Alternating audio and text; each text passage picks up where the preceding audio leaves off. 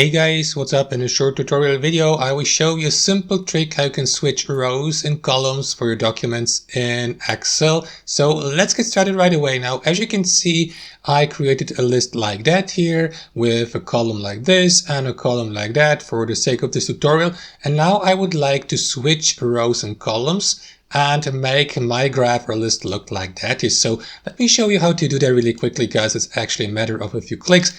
So what you want to do in the first step is simply mark your entire list or graph, starting here in the top left corner and ending in the bottom right corner, just like that, all of that with your left mouse.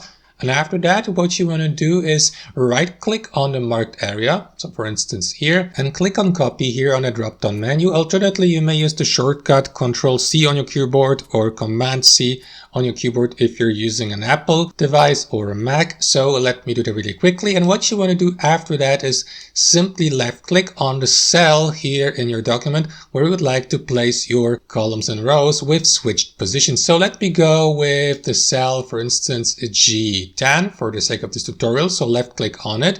And after that, simply right click on that cell, hover your mouse over paste special here, click on that arrow to the right icon here and select paste special again. And in the last step, simply make sure that you enable this feature here, transpose, and confirm by clicking on OK here.